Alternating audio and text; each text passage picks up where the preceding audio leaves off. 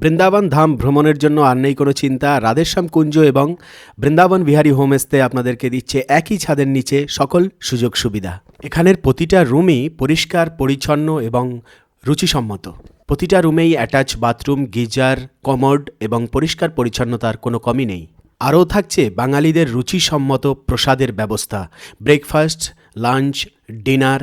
আরও রয়েছে package tour, সব ধরনের গাড়ি পরিষেবা, 84 কোরস পরিক্রমা, সাইট সিনের সুব্যবস্থা ইত্যাদি। স্ক্রিনে দেওয়া নাম্বারের সাথে অবশ্যই যোগাযোগ করবেন, হোয়াটসঅ্যাপ করবেন।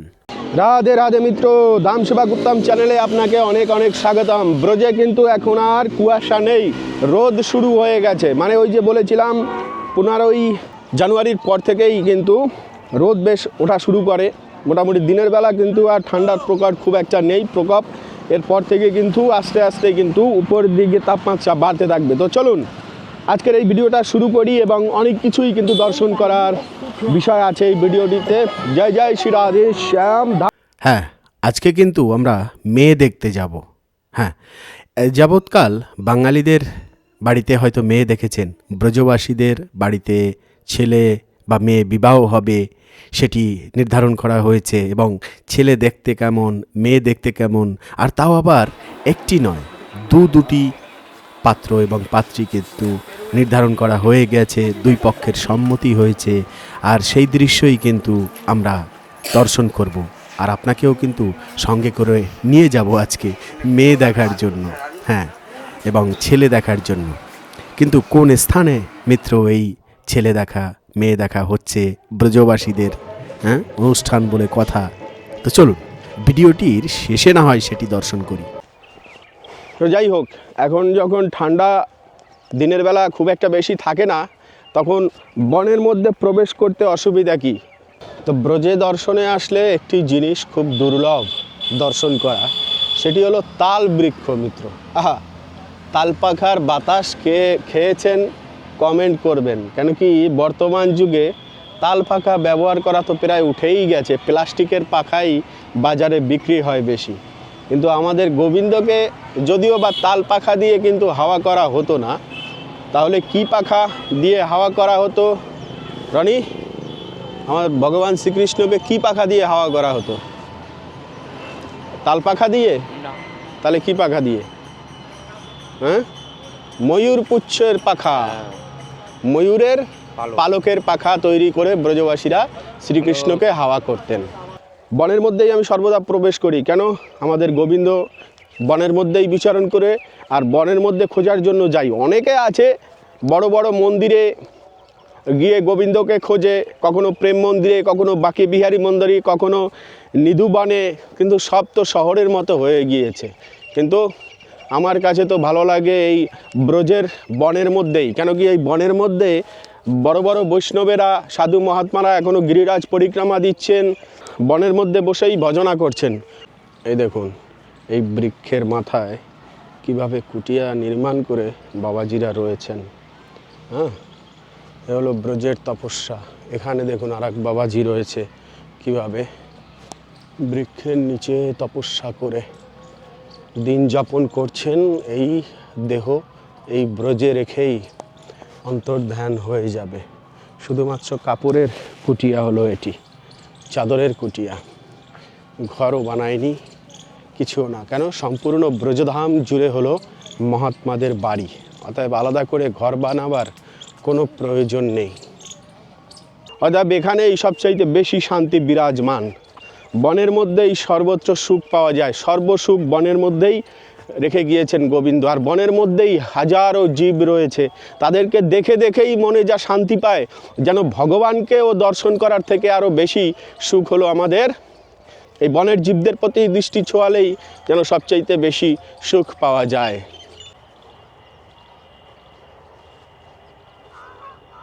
তো মিত্র, এটি হলো আমাদের ব্রজের উপবন, মানে হলো এক কথায় পার্ক, তাই না? আমাদের ব্রজের পার্ক কত আধ্যাত্মিক হয় দেখুন, আর তাতে কত সুখ আছে। মহাত্মারা কত আনন্দ এখান থেকে প্রতিদিন পাচ্ছেন। দেখুন দৃশ্য, এ হলো আমাদের মতি বৃক্ষ, এমনভাবে শুয়ে আছে যেন মাটির সাথে আলিঙ্গন করছে। আমরা বাড়িতে একটুখানি এই ছোট একটুখানি গিরিরাজজি নিয়ে যাওয়ার জন্য কত তপস্যা করি, কিন্তু আমাদের ব্রজের সর্বত্রময় ছড়িয়ে ছিটিয়ে আছে আমাদের গিরিরাজজি। দেখুন কত বড় গিরিরাজ শিলা। জয় জয় শ্রী রাধে, জয় गिरिराज महाराज की जय। हो मेरी उठे विरह की पीर सखी वृंदावन। এই যে দেখুন সম্পূর্ণ যে দেখতে পাচ্ছেন যতটা আছে স্বয়ং ভগবান। হ্যাঁ, কত বড় গিরিরাজের শিলা। এইটুকখানি গিরিরাজের শিলা আমরা নিয়ে যেতে পারি না ব্রজের বাইরে, তাহলে কত বড় বড় শিলা আমাদের গিরিরাজের সম্পূর্ণ সর্বত্র জুড়ে রয়েছে। দেখুন কত বড় বন, কত বড় বৃক্ষ, কত আনন্দ, অসাধারণ দৃশ্য। বাহ, আমাদের পার্কের প্রয়োজন নেই, এই আধ্যাত্মিক জগতই হলো আমাদের আধ্যাত্মিক পার্ক। বলো গিরিরাজ মহারাজ কি জয়। গিরিরাজের তটে তটে কত জীব, কত পাখি রয়েছে, কত বানরেরা রয়েছে। এই দৃশ্য দেখতে দেখতে দূর বহুদূর অবধি হারিয়ে যাওয়া যায় ভগবানের নাম জপ করতে করতে, ভগবানকে স্মরণ করতে করতে। দেখুন বনের শেষ নেই, সেই কখন থেকে বিচরণ করছি কিন্তু বন শেষই হচ্ছে না। কত বড় আমাদের গিরিরাজের তট, সেই 21 কিলোমিটার জুড়ে। जय गिरिराज महाराज की जय हो। चलो प्रणाम करके आते हैं। वृंदावन जाऊंगी सखी ना लौट के आऊंगी हो मेरे। এটা কুল না লেবু? দেখে তো কুল গাছ লাগছে কিন্তু হয়েছে তো লেবু। দেখে কুল গাছ লাগছে কিন্তু হয়েছে লেবু। একটা অন্যরকম ফল। এই ফলটা কি ফল আমিও জানি না, তবে এখানে প্রতি বছরই এই ফলটা দেখতে পাই এই বৃক্ষে। এটি একটি ব্রজের ফলের বৃক্ষ। এই যে কত সুন্দর হয়ে আছে ফলগুলো। কি ফল? এ ব্রজবাসীরা বলতে পারবে এটা কি ফল। কুল কষ্ট যেমন ওরকমের কস টাইপের। দেখুন সাধু মহাত্মারা বনের মধ্যে সাইকেল করে নিয়ে বেরিয়ে গেলেন।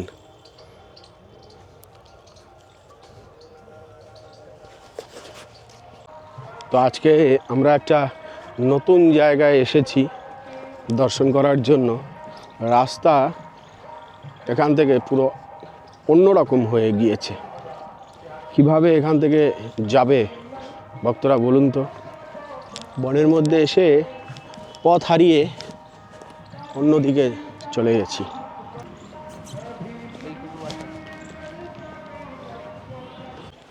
তো এই যে দেখুন সেই যে পুলস্ত ঋষির অভিশাপ রয়েছে, গোবর্ধনজিকে অভিশাপ দিয়েছিলেন, সে কারণে ধীরে ধীরে এই আস্তে আস্তে সব মাটির নিচে প্রবেশ করছে সম্পূর্ণ গিরিরাজজি। কিন্তু এটি একসময় সেই আকাশচুম্বী উঁচু ছিল এবং 100খানা চূড়া ছিল এই গিরিরাজ মহারাজের। কিন্তু আজ কলিযুগে যেমন যেমন আমাদের পাপ বাড়ে তেমন তেমন ব্রজধাম থেকে গিরিরাজজি বিলুপ্ত হতে থাকছে দিনকে দিন। তো যে সময় এখনো পর্যন্ত যতটা আছে, যে সময় একদিন থাকবে না, সম্পূর্ণ হারিয়ে যাবেন পৃথিবী দিয়ে, যমুনাজি হারিয়ে যাবে, মানে আধ্যাত্মিক কোনো জিনিসই আমরা খুঁজে পাবো না একটি সময়। তখন কি হবে? কি হবে মানে বুঝতে পারছেন না? আমরা ভগবান থেকে বিচ্ছিন্ন হয়ে যাব। তো ভগবান থেকে বিচ্ছিন্ন হওয়ার মতো দুঃখ আর কিছু আছে মিত্র এই জগতে? কেন এই জগতে তো আমার আর আপনার কারোরই আপন বলতে কেউ নেই ভগবান ছাড়া। কেন সময়ের সাথে সাথে সবাই এই জগৎ থেকে আমাদেরকে ছেড়ে হারিয়ে যাচ্ছেন। আর সেই জন্যই গোবিন্দই একমাত্র সঙ্গে থাকে, সে মরণের ওপারে হোক আর এপারে হোক। ওই জন্য মিত্র গোবিন্দ যদি আমাদের হাতছাড়া হয়ে যায় গিরিরাজজি মহারাজ, তাহলে আমরা কার কাছে মনের দুঃখ জানাবো? এ ব্যথা আমরা কাকে জানাবো বলুন? তো ওখান থেকে আমরা আরও একটি সুন্দর বনে প্রবেশ করলাম। এখন তো বন ঘেরাও হচ্ছে বিভিন্ন কাটা তারের মাধ্যমে, কিন্তু আজ থেকে 4-5 বছর আগে যখন স্কুটি নিয়ে সব মার্গে আসতাম আরও একদম নিরিবিলি থাকতো। কেউ বনের মধ্যে কাউকে দেখাই যেত না। এখনও মিত্র এই বনটি এত সুন্দর যা ভাষায় প্রকাশ করার মতো নয়। মানে এক একটি ঝাড় আসলেই ভগবানের যে কুঞ্জ বন সেরকম কুঞ্জ হয়ে রয়েছে। মানে ভগবানের এই কুঞ্জর সুন্দরতা প্রকট করে একমাত্র এই ব্রজের মতি বৃক্ষগুলি। এই যে বৃক্ষগুলি দর্শন করছেন, এই বৃক্ষগুলি হলো ভগবানের মতি বৃক্ষ, তার চরণের সাক্ষী। আর এত সুন্দরভাবে গোছাভাবে এই বনের মধ্যে রয়েছে বৃক্ষগুলি, যে এক একটি নিকুঞ্জ বনের সৌন্দর্য প্রকট করছেন। নিকুঞ্জ, হ্যাঁ, কুঞ্জ, নিকুঞ্জ এবং নিবৃত্তি নিকুঞ্জ, তিনটে কুঞ্জ বনই হলো গোবিন্দের এক এক লীলার বন। তো দেখা যাক এই বনটি বর্তমানে কোথায় গিয়ে এন্ড হয়েছে। এবার মিত্র এই বনের মধ্যে একটি আশ্চর্য সুন্দর জিনিস দর্শন করাবো। দেখুন, এই বনের ভিতরে কিন্তু খুঁজে বের করা খুব মুশকিল। চারিদিকে ধুধু করছে, খুব গভীর বন, আর তার মাঝে আমাদের বহু পুরনো একটি স্মৃতির স্থান। সব কিছু মিত্র উলট পালট করে দিয়েছে বন বিভাগ রয়েছে। এই যে ব্রজের বনকে রক্ষণাবেক্ষণ করেন সে হলো এই যে দেখুন মন্দির। এ কোন সময়ের মন্দির, কত বছর আগের মন্দির আমরা কিন্তু কিছুই জানি না। তবে এই মন্দিরটি আজ থেকে 5 বছর আগে এখানে দেখেছিলাম, অনেকটা খুব সুন্দর টেক্সচার ছিল, কিন্তু এই শেখরগুলো যে আছে এইগুলোকে পরিষ্কার করার জন্য বনকে পুরো উলট পালট করে দেওয়া হচ্ছে। এই যে তোলা হচ্ছে কিছু পুরনো বৃক্ষ, কি প্রজেক্ট করবে জানি না, এখন সব সরকারের হাতে। তো এই যে পুরনো স্থাপনা মিত্র, এই স্থাপনায় হয়তো গোবিন্দের কোনো চিহ্ন বা তার কোনো মহান ভক্তদের কোনো চিহ্ন লুকিয়ে আছে। এভাবেই যুগের তালে তালে অনেক কিছুর পরিবর্তন হয়, অনেক কিছু তৈরি হয়, আবার অনেক কিছু এই মাটিতেই মিশে যায়। তো ইতিকথা হলো এই যে আমরা যাই কিছু তৈরি করি না কেন, সবচাইতে বড় গ্রাসকারী মুখ হলো কাল। এই কালের গাল থেকে আমরা তো দূরের কথা, এই পৃথিবীর কোনো বস্তুই রেহাই পায়নি, আর আজ পর্যন্ত পাবেও না। তো খুব সুন্দর একটি স্থাপনা এখানে ছিল, একটি কুয়া ছিল, সব কিছুই আজ উলট পালট দেখতে পাচ্ছি এতগুলো বছর, মানে 5 বছর পরে এসে বনটি পুরো অন্যরকম হয়ে গিয়েছে মিত্র। কি করবে জানি না, এত লণ্ডভণ্ড কেন করলো বুঝতেই পারছি না। এই যে এবারে একটুখানি দেয়াল দর্শন করাবার খুব ইচ্ছে হচ্ছে।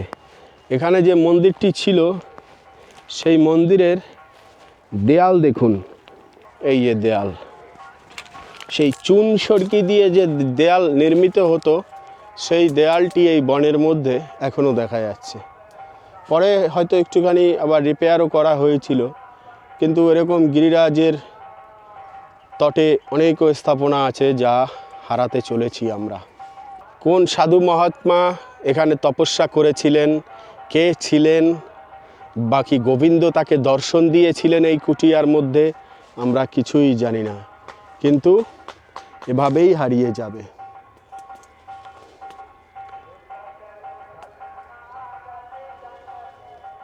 অনেক কষ্টসাধ্যের পরে স্মৃতিটুকু পেয়েছিলাম, পেয়েও হারাতে চললাম।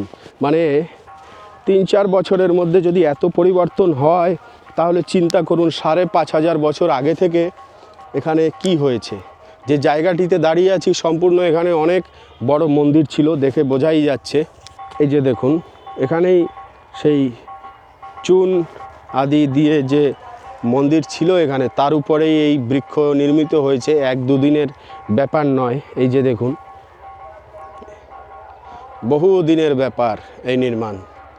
তো বন হতে থাকবে, নির্মাণ হতে থাকবে, আবার সব প্রলয়কালে মিলিয়ে যাবে, নতুন করে আবার সৃষ্টি হবে, যুগের রচনা হবে। তো মিত্র চিন্তা করুন, এত বড় একটি বন, সেই বনটিকে এখন পুরো সমান করে দিয়ে হয়তো কিছু তৈরি করবে। এই যে চিহ্ন রয়েছে এখানে, জেসিবি এসছিল, সেটা এসে তারপরে ভেঙেছে, কিছু করার নেই। আমাদের গোবিন্দ এখন এই করে করে যতদিন আর কি অক্ষত রাখে আমাদের ব্রজধামকে ততদিনই মেনে নিতে হবে। তারপরে কি হবে আগে দেখা যাক। হয়তো উপবনও তৈরি করতে পারে, কৃত্রিম উপায়ে যে বন তৈরি হয় সেটিও করতে পারে, কেন কি এটি প্রচুর কাটা বৃক্ষ দিয়ে ঘেরা ছিল বনটি। সেই কাটা সরিয়ে, মতিবৃক্ষ সরিয়ে আবার একটু আগে যেরকম বন দর্শন করলেন সেরকমভাবে তৈরি করতে পারে। কিন্তু আমাদের ব্রজে এখনও পর্যন্ত সুন্দর সুন্দর বন রয়েছে অনেক, যার কোনো ওড়ছড় নেই, সেদিকে তো যাওয়াই হয়নি। তবে এই ব্রজের সৌন্দর্য মিত্র এই এক একটি মতিবৃক্ষের ঝাড়। হ্যাঁ, যখন এগুলো হারিয়ে যাবে বন থেকে তখন আর বৃন্দাবন বলে বলার কিছুই থাকবে না।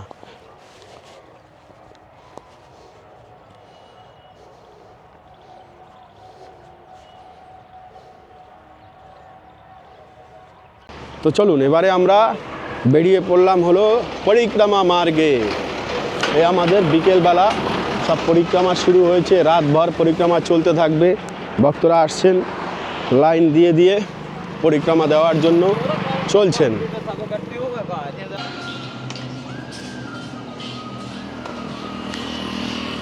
এবারের কথা হলো মিত্র, সব কিছুর একটা লিমিট আছে, আর ভালো লাগছে না। হ্যাঁ সত্যি আর ভালো লাগছে না।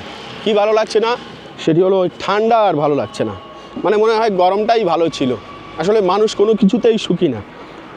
গরম বেশি হলে বলে ঠান্ডার সময় ভালো ছিল, ঠান্ডার সময় আসলে বলে গরম ভালো ছিল। আর ভালো ছিল কি, আসলে এই জগতে ভালো বলতে কিছুই নেই। কেন, দুঃখ দেওয়ার জন্যই ভগবান শ্রীকৃষ্ণ এই পৃথিবী লোক তৈরি করেছেন। আর আপনি যদি বলেন দুঃখ ছাড়া চলবো তাহলে হবেই না। তো যাই হোক, এবারের কথা হলো হ্যাঁ, শীতের থেকে গরমটা অনেকটা ভালো এই কারণে কাজ বাজ করে একটু শান্তি পাওয়া যায়। হ্যাঁ, শীতের সময় কাজ কিন্তু হয় না, ফুস করে বেলা চলে যায়, বোঝাই যায় না। তো যাই হোক, এই হলো কথা। তো বিশাল একটি ঘন বন, আর সেই বনের ভিতর থেকে যদি এরকম চূড়া দর্শন করতে পারা যায়, আর এই যে সূর্য অস্ত যাওয়ার দৃশ্যটি দর্শন করতে পারা যায়, তার নিকটে যদি বিশাল জলরাশি থাকে, হ্যাঁ, এই সব কিছুই কিন্তু এক অন্যরকম আনন্দ প্রদান করে। আর এই যে আমাদের কত সুন্দর কুসুম সরোবরের সব চাবুত্রাগুলো, আর এখানে মনে হয় কোনো একটা বিয়ে বাড়ির রসম বা কিছু একটা হবে, সেই অনুষ্ঠান হচ্ছে। অনেক ব্রজবাসীরা আসছে এখানে। তো মিত্র, আমাদের ব্রজবাসীদের যে আছে বিবাহের প্রস্তুতি চলছে, মেয়ে দেখতে এসেছেন। আর ও শাদি বাত पक्की हो गए? पक्की हो रही है बात। अच्छा अच्छा, आज पक्की होने वाला है। या हाँ, अच्छा अच्छा। छोरा को रोक देंगे हाँ आज ही, और लड़की ने रोक देंगे, दोनों पक्के हो जाएंगे, लड़का लड़की। আচ্ছা আচ্ছা। তো আজকে বিবাহের কথা ফাইনাল মনে করুন হয়ে গেছে আর কি। এই জন্য সবাইকে বসিয়ে একটা অনুষ্ঠান করা হচ্ছে। আর অনুষ্ঠানটি কোথায়? আমাদের কুসুম সরোবরেরই নিকটে, সবাই একত্রে। আর এই যে চেয়ারে বসে আছে লাইন দিয়ে, মাঝখানের যে দুটো দেখা যাচ্ছে ব্রজবাসী আমাদের, নারা হলেন দুলহা, আর ওই কোনায় রয়েছে দুলহান, আর এই কোনায় রয়েছে দুলহান। তো দুজনের বিবাহই একসাথে হবেন। আজকে হলো ফাইনাল কথাবার্তা চলছে কি মানে ফাইনাল হয়েই গেছে। এখন যেটা নিয়মকানুন আছে আর কি ব্রজবাসীদের মধ্যে, তারা এটা সম্পন্ন করছেন আজকে একদম কুসুম সরোবরের নিকটে। চলুন আমরা দেখে আসি কন্যা এবং বরকে। कैमरा आएगा पूरा। क्या नाम फोटो आ जाएगा? हाँ।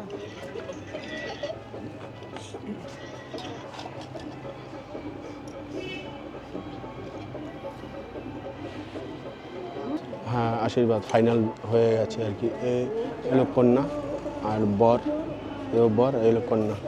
दो भाई, दोनों भाई है।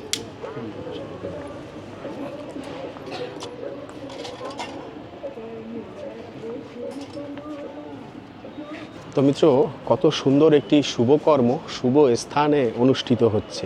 হ্যাঁ, বাড়ির ভিতরে হলে ভালো লাগতো, সব কিছু ঠিক আছে, কিন্তু একটি ধামের একটি ভগবানের লীলার স্থানে এই শুভ কর্মটি করছেন ব্রজবাসীরা, এটা কিন্তু খুব আনন্দের বিষয়। হ্যাঁ, আর পবিত্রভাবে একটি বিবাহ সম্পন্ন হবে, তাও আবার কুসুম সরোবরের নিকটে, এর থেকে খুশির আর কী আছে। কনে পক্ষেরও লোক আছে, বর পক্ষেরও লোক আছে, সবাই একসঙ্গে হচ্ছে আর কি।